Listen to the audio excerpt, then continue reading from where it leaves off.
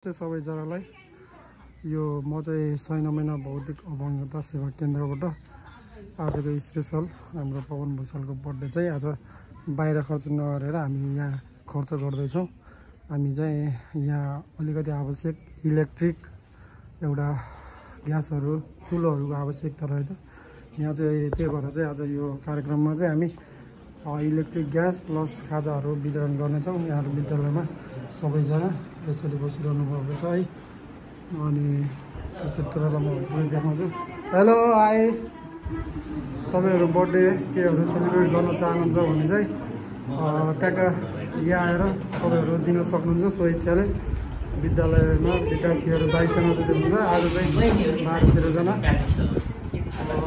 Happy birthday छ। म चाहिँ भद्राज भण्डारी 6 महिनाबाट।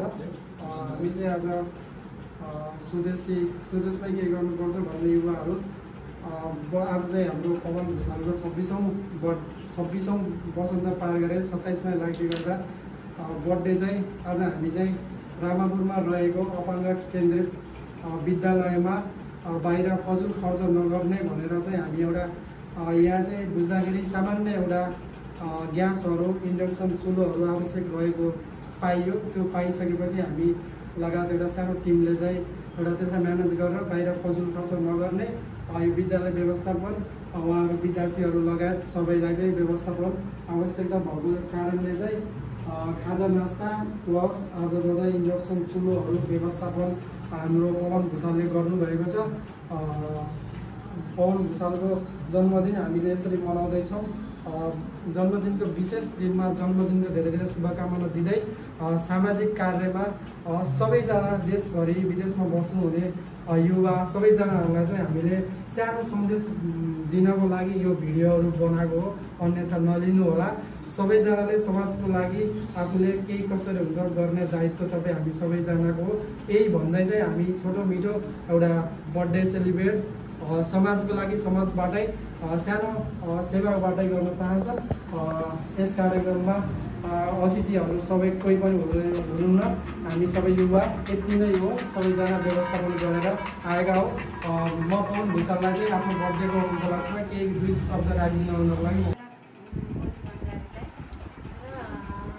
आज यस बौद्धिक अपाङ्गता दिवस 2082 साल असोज महिनाको 2 गते बौद्धिक अपाङ्गता दिवसको अवसर पारेर यस विद्यालयका विद्यार्थीहरूलाई उनको 6 महिना 6मा बस्नुहुने भाइ पवन भुसालजीको आज जन्मदिन पनि परेको रहेछ र त्यो जन्मदिन पनि बौद्धिक अपाङ्गता दिवस परेको हुँदाखेरि अझ धेरै राम्रो भयो।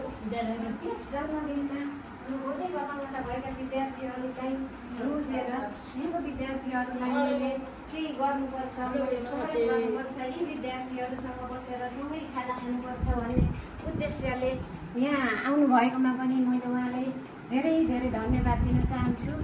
र मैले सर्वप्रथम के भन्छु भने उहाँहरूलाई त थाहा छ, यहाँ सन्तोष भोजुभाइलाई त यो बौद्धिक अपाङ्गता भनेको के हो भनेर मैले पवन भाइ लगायत नबुझेकालाई मैले थोरै बुझाउन चाहन्छु।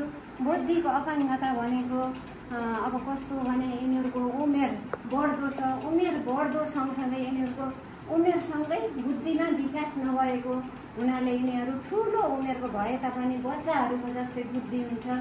बुद्धिमा विकास नभएर यिनीहरू बौद्धिक अपाङ्गता भएका हुन्। शारीरिक अपाङ्गता हुनुहुन्छ, उहाँहरूको बौद्धिक क्षमता बढी हुन्छ, उहाँहरूले पढ्नुहुन्छ। अनि उहाँहरू धेरै जसो शिक्षक हुनुहुन्छ, जागिर गर्न सक्नुहुन्छ। उहाँलाई त एउटा सहयोगी सामाजिक मात्र चाहिएको हुन्छ। सहयोगी भएपछि उहाँहरूले जे गर्न पनि सक्नुहुन्छ। आफ्ना हक अधिकारहरू आफै राख्न सक्नुहुन्छ। र दृष्टिविहीनहरूले पनि एउटा सेतो छडी या आफ्नो एउटा सहयोगीको सहायताले स्कुल जाने, उहाँहरूले नाम निकाल्ने, लोकसेवा